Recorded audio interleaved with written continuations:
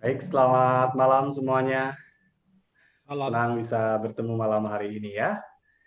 Kita sudah live di Facebook DID Edu malam hari ini. Dan senang sekali saya Jatuh Ratma bisa hadir. Kita akan berdiskusi singkat, padat, ya, bertepatan dengan isu yang memang sedang menjadi bahan diskusi para analis pendidikan, bicara tentang tahun ajaran baru. Akankah benar-benar dimulai dengan berbagai pertimbangan atau ada wacana lain soal pengunduran tahun ajaran baru? Plus minusnya ini menjadi menarik tentu saja, dan malam hari ini kita akan membahasnya dengan para peneliti utama ID Edu. Ada Ibu Dr. Clara Yanti Pangaribuan. Selamat malam. Selamat malam, Dokter Baik, Ajat. berikutnya juga ada Dr. Pinondang Simanjuntak Tulang. Selamat malam. Malam, Kang Ajat. Dan ada Dr. Muhammad Fahmi Akbar. Selamat malam. Malam. Ya, baik, kita akan berdiskusi singkat saja. Saya ingin meminta highlight dari teman-teman, dari Bu Clara, Pak Pinondang, dan Pak Fahmi untuk isu yang kita sedang bahas, yakni tahun ajaran baru di tengah pandemi. Ya, kita akan mulai dengan paparan yang pertama yang akan disampaikan. Saya langsung ke perempuan satu-satunya malam hari ini ya yang kita miliki, Bu Clara. Bu Clara. Iya, nampaknya Bu Clara ada Tidak dengar. sedikit ya trouble di jaringan. Yang sudah dengar aja kalau kayak gitu, Pak Pinonda, apa highlight-nya ya, singkat saja untuk malam hari ini, untuk menghangatkan, karena memang ini panjang juga waktunya, nanti tanggal 13 Juli ya DKI Jakarta sudah mencantumkan tanggal tersebut sebagai kalender akademik untuk tahun ajaran baru, sekalipun kita tahu bahwa Kementerian Pendidikan masih menimang-nimang. Ya. Ada 3 opsi yang menjadi skema dari Dinas Pendidikan DKI Jakarta, dan baru Provinsi DKI Jakarta yang menuliskan tanggal 13 Juli, provinsi lain belum, masih menunggu. Itu pun dengan skema pertama semua sekolah masuk, tapi siswanya hanya sebagian. Ada juga skema yang kedua, sebagian sekolah yang berada di zona hijau masuk dengan sebagian siswanya juga masuk. Dan skema yang ketiga itu ada seluruh siswa masuk ya, untuk sebagian sekolah yang dinyatakan aman. Kira-kira isu yang paling baru itu ya, kita juga belum mendengar skenario yang sudah disiapkan dari kementerian. Katanya sih sudah siap dengan segala skenario, namun masih berkoordinasi dengan gugus tugas COVID-19. Pak Pinondang, silakan. Ya, terima kasih Kang Ajat. Jadi belajar dari peristiwa COVID yang kita alami, maka ke era berikutnya kita perlu banyak penyesuaian memasuki tahun ajaran baru ini. Nah, sebelum memasuki, saya kira Diknas dan seluruh Pemda di seluruh daerah Indonesia sudah harus mempersiapkan diri dengan belajar dari peristiwa COVID yang mula-mula kita alami sampai kita semua akhirnya bekerja dari rumah, bisa bekerja dari rumah dan sekolah dari rumah, segala macam. Saya melihat ada 3 komponen yang harus berubah mindset-nya dan perilakunya. Pertama, murid itu sendiri memang dituntut untuk kondisi ke depan ini belajar mandiri. Kemudian guru akan harus lebih kreatif dan inovatif dan menjadi motivator bagi muridnya untuk mampu menyesuaikan diri kepada situasi yang baru. Kemudian orang tua dan lingkungan juga itu menjadi satu komponen yang mempengaruhi murid kita itu supaya bisa menyesuaikan diri kepada keadaan. Karena mungkin nanti ke depan di sekolah itu tidak bisa lagi full seperti sebelumnya mengajar di kelas. Saya sih melihat kemungkinan akan terjadi kombinasi di kelas dengan online. Jadi ada saatnya di kelas, ada saatnya online gitu. Nah, ketika mereka online itu peran dari orang tua terhadap murid-murid khususnya yang SD, SMP, SMA itu sangat besar ya. Paling tidak memberikan motivasi arti belajar yang sesungguhnya itu seperti apa gitu. Jadi dalam hal ini selain guru harus dipersiapkan, orang tua juga harus dipersiapkan ini. Iya, tapi Pak Pin, Anda sendiri melihat sudah siap belum sih untuk guru dan siswanya hingga hari ini? Kalau melihat dari peristiwa kemarin, saya melihat belum siap. Pertama gurunya ya. Gurunya itu kan mendadak menjadi guru yang harus mengajar melalui online. Tidak ada skill yang dia punya untuk itu, belum tersiapkan. Yang kedua, fasilitas, infrastruktur, jaringan juga itu menjadi persoalan. Jadi ada banyak hal yang harus disiapin dan di manage nanti untuk tahun ajaran baru ini saya kira. Kemudian kalau mengenai jaringan itu, karena mungkin Jakarta jaringan problemnya sedikit. Bagaimana orang yang di desa, di pinggiran sana? Terus jaringan itu kayaknya sih berdasarkan zona, mesti dibuat zona yang jaringannya sudah bagus, zona yang jaringannya setengah bagus, dan zona yang jaringannya sama sekali jelek atau tidak ada. Supaya metode pengajarannya lebih tepat nanti. Baik. Jadi tidak hanya sekedar timing, tapi juga ada persiapan, dan rasa-rasanya untuk 2 bulan ini berat sekali ya persiapan itu jika memang tadi ya tahun ajaran baru memang akan dimulai tanggal 13 Juli secara nasional atau untuk Jakarta setidaknya dengan tadi skema-skema yang kita belum tahu sesuai dengan kondisi dan kasus COVID-19 itu sendiri. Baik, saya ke Ibu Clara sekarang, sudah tersambung dengan baik nampaknya, perempuan satu-satunya malam hari ini. Apa yang bisa di-highlight, Bu Clara, soal tahun ajaran baru tengah pandemi? Kalau tahun ajaran baru ini saya menilai belum siap ya, karena menurut perkiraan dari para ahli ya, bukan hanya ahli pendidikan ya kita bicara, tapi juga ahli kesehatan ya. Terus mengatakan bahwa 6 bulan ke depan masih diperlukan persiapan-persiapan terutama untuk dunia pendidikan sendiri. Jadi pemerintah ketika memberikan satu kebijakan bukan hanya berdasarkan jangan lupa untuk mengajak dokter anak, ahli epidemiologi ya gitu loh.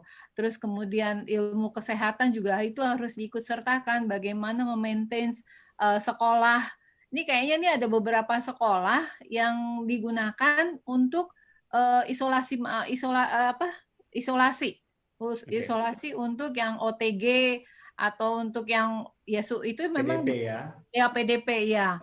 Itu beberapa sekolah di Jakarta yang setahu saya dipakai, bahkan dekat rumah saya pun saya dengar mau dipakai, dan warga kompleks saya sih berkeberatan gitu. Bayangkan sekolah SD dekat rumah saya itu digunakan untuk isolasi, untuk TGP sama yang tanpa gejala.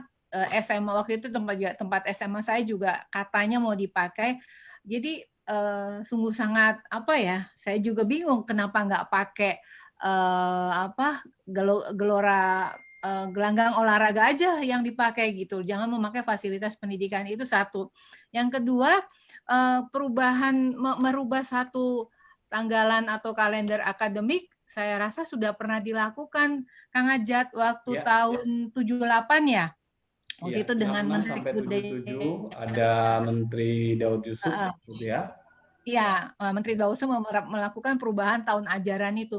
Waktu itu kan beliau punya alasan kenapa diundurkan, karena waktu itu kan tahun ajaran selalu dimulai Januari. Januari itu kan kerja keras buat para guru melakukan laporan segala macam gitu loh. Iya. Jadi dia pengen mundurin juga ke bulan, akhirnya dimundurkan bulan Juli. Waktu itu juga ketika dia melakukan kebijakan itu, beliau mendapat reaksi dari banyak orang gitu karena perubahan ini. Saya rasa juga kalau kita melakukan perubahan, banyak juga yang akan bereaksi, tapi bila melihat dari sisi kesehatan, tadi yang seperti Pak Pinondang katakan, kesiapan para guru, fasilitas infrastruktur, terus orang tua murid, saya rasa ini bukan, kita semua tidak akan banyak protes gitu terhadap perubahan tahun Oke. ajaran gitu. Baik, jadi ada timing pengunduran begitu ya. Iya, iya. Oke. Itu akan lebih Ada satu poin hal lagi atau cukup? tahun ajaran jangan saya rasa momen tahun ajaran itu adalah momen yang paling penting Kak Ajat. Jadi Ya. zaman saya dulu kalau mau masuk sekolah kan dulu kita besok masuk sekolah ketemu guru Oke. baru gitu seperti Baik. itu, ketemu teman-teman baru itu ada Dan building trust gitu loh. ya, dan rasanya itu tidak akan mungkin dilakukan di tengah pandemi ya, sekalipun tadi Iya, penetapan tahun ajaran baru akan dimulai 13 Juli. Baik, iya. saya lanjut ke Pak Fahmi. Pak Fahmi, apa yang bisa Anda highlight untuk tema kita malam hari ini? Ya, terima kasih Kang Ajat. Ya kita sebagai praktisi pendidikan ini momentum baru ya buat kita. Jadi tahun ajaran baru saat ini semua serba online, pendaftaran online, lulusan juga online. Cuman masalahnya begini, ternyata orang tua siswa itu belum semuanya siap dengan kata-kata online. Jadi banyak juga yang datang ke sekolah memanfaatkan tenaga pendidik yang ada di sana untuk mengonlinekan. Walaupun memang bayarannya tidak seberapa, barangkali ada istilahnya uang keringat seperti itu. Cuman ini tidak mendidik orang tua siswa untuk mandiri dan juga menjaga kesehatan dirinya, bisa jadi juga menularkan orang lain.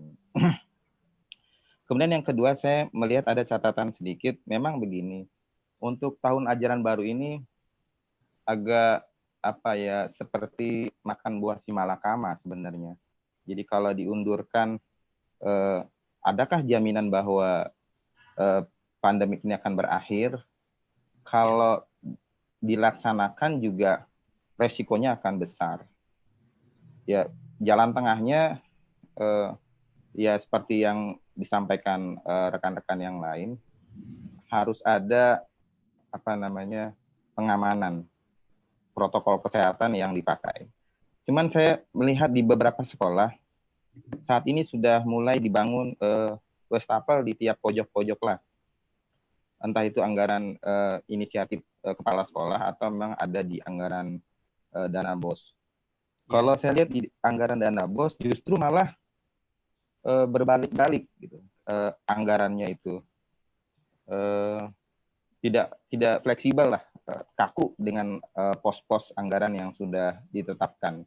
Jadi saya juga berharap sebenarnya perubahan mata anggaran di dana BOS maupun BOP itu bisa secepat mungkin terrealisir untuk membantu pelaksanaan atau mempercepat proses pendidikan yang lebih baik. Saya kira itu catatan yang bisa disampaikan. Ya, tapi kalau soal BOS katanya kan sudah ada edaran untuk flexibility ya, soal penggunaan dana BOS di tengah pandemi, apa iya dalam prakteknya seperti itu Pak Fahmi? Iya, dari atas memang seperti itu saya juga mendengar gitu. Tapi di bawah itu ada semacam penanggung jawab lah untuk pelaksanaan BOP dan BOS itu tetap juga harus mengikuti prosedur yang mereka buat. Jadi tidak sembarangan juga. Karena itu terkait dengan pertanggungjawaban. Kita di sekolah kebanyakan sih mengikuti semua. Karena saya melihat gitu, barangkali boleh diklarifikasi. Umumnya para pendidik itu patuh kepada aturan-aturan yang ada. Cuman yang banyak terjadi kasus itu kalau mata anggaran di pos-pos BOP itu dirubah atau di-switch kepada yang lainnya, itu akhirnya jadi bermasalah. Baik. Saya kira itu.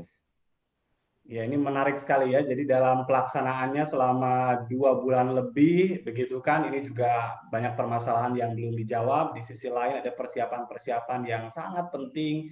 Tadi mulai dari kesiapan siswa, kesiapan orang tua, kesiapan sekolah, tadi juga sudah disampaikan oleh Pak Pinondang. Itu juga menjadi PR besar kalau memang tanggal 13 Juli itu akan menjadi tahun ajaran baru.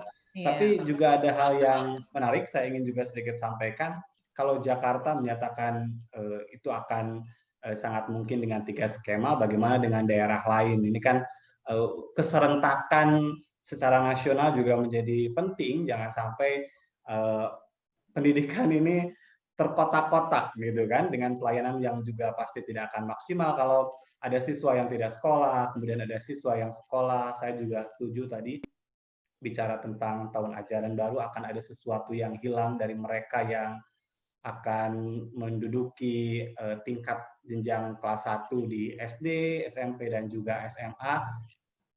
Apakah mungkin kita mengundurkan tahun ajaran baru itu? Kalau Pak Pinondang seperti apa? Singkat. Kalau melihat realita, kelihatannya harus dianalisa lebih dalam karena banyak hal yang berubah. Dan itu tadi, seluruh Indonesia ini kan bervariasi.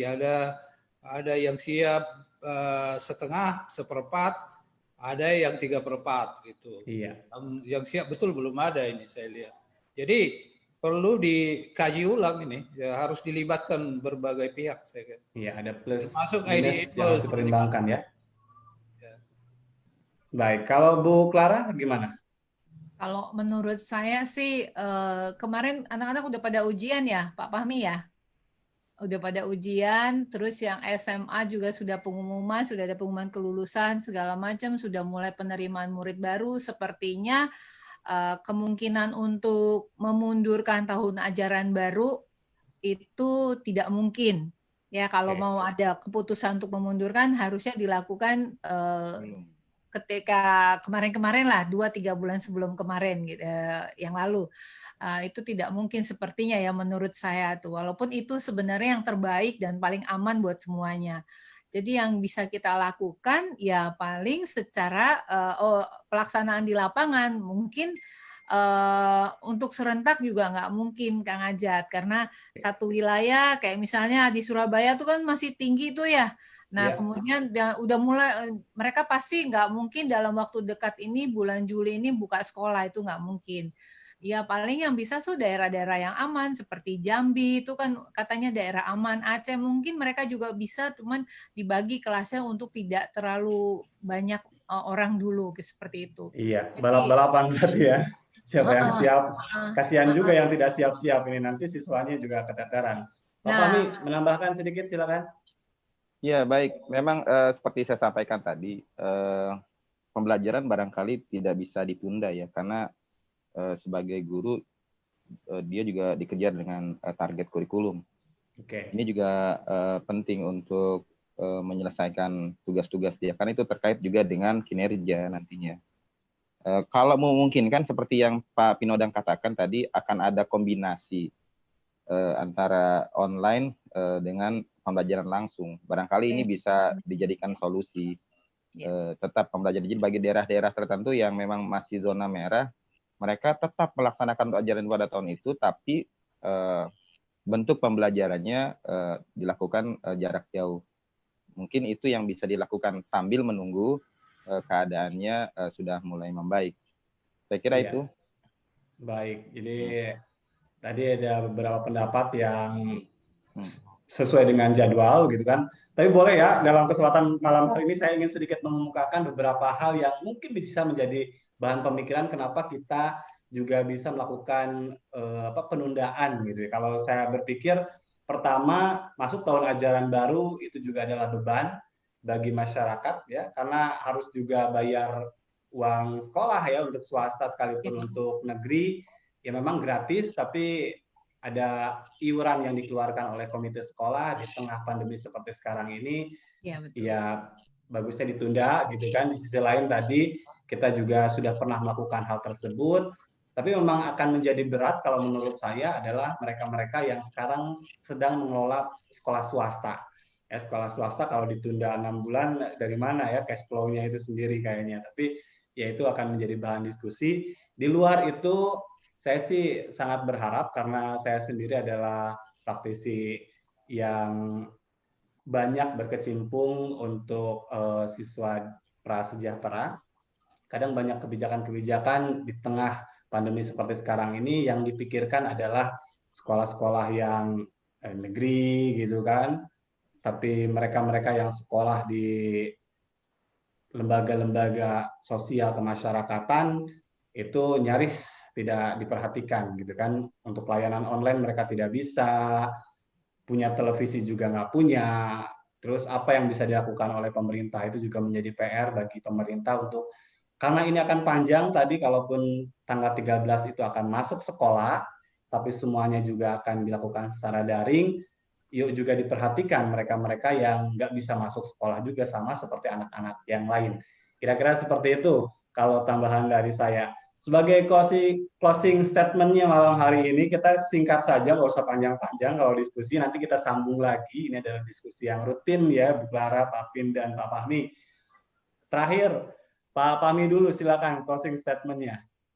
Baik, di masa pandemik seperti ini, saya kira perlu juga diajarkan tentang karakter yang bisa membantu pembelajaran. Di antaranya adalah gotong royong, bisa saling membantu. Mana yang tidak memiliki handphone, membantu yang lainnya.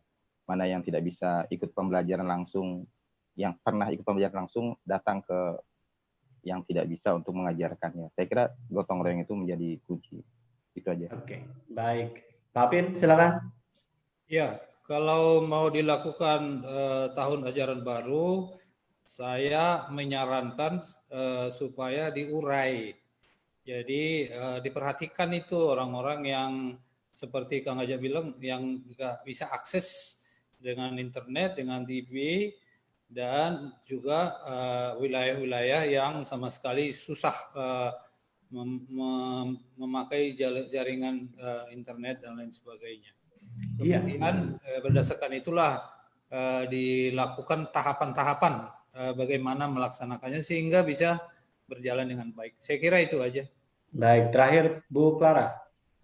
Kalau saya sih sangat mengharapkan kebijakan pemerintah daerah dan juga pemerintah pusat dalam ini Kementerian Pendidikan dan Kebudayaan harus melibatkan para ahli kesehatan, dokter anak, epidemiologi, ahli pendidikan, sehingga meminimalisir stres atau masalah ketakutan para orang tua murid, guru, dan seluruh masyarakat sehingga dapat bukan hanya memutuskan rantai penyebaran COVID ini, tapi kita juga bisa bekerja sama, saling mendukung, memberikan saran, kritik, tapi kritik yang membangun, sehingga Indonesia dapat bangkit dan pastinya menjadikan pendidikan Indonesia lebih baik. Setuju?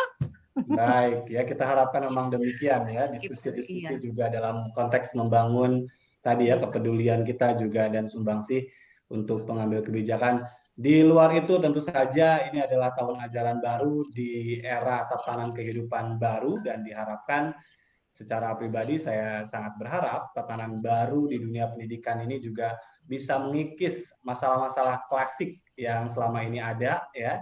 Jadi kalau kita masuk ke era baru bukan hanya sekedar protokol kesehatan. Saya sih sangat berharap perhatian pemerintah terhadap mereka-mereka yang selama ini tidak diperhatikan itu juga ditingkatkan ya. Jadi pemerintah sudah mulai terbuka. Saya pikir Mas Menteri sudah mengetahui ada daerah yang nggak punya listrik gitu kan, ada daerah yang internetnya lemot begitu kan, dan itu adalah momentum untuk kita masuk ke tahun ajaran baru di era tatanan baru atau new normal ini untuk tadi hal-hal klasik soal pelayanan yang berbeda antar daerah, ya, ketidakmerataan dan keadilan sosial itu juga diwujudkan. Dan pendidikan rasanya harus menjadi yang paling pertama siap untuk melakukan perubahan. Kira-kira seperti itu ya, rekan-rekan ya. Setuju. Baik, ini perbincangan yang singkat. Saya memang menawarkan untuk tidak lama-lama supaya penasaran, dan untuk nanti ya para viewers yang menyaksikan diskusi malam hari ini, kita akan secara rutin yang membahas berbagai isu. Silakan saja Anda juga bisa DM ke akun ID Edu apa topik-topik yang kita akan angkat ya. Kita juga nanti akan menghadirkan narasumber yang relevan dengan isu-isu. Jadi selalu pastikan ya untuk follow terus akun sosial medianya ID Edu. Saya mengucapkan terima kasih untuk Dr. Muhammad Fahmi Akbar malam hari ini. Masih seger ya malam-malam Pak Fahmi ya.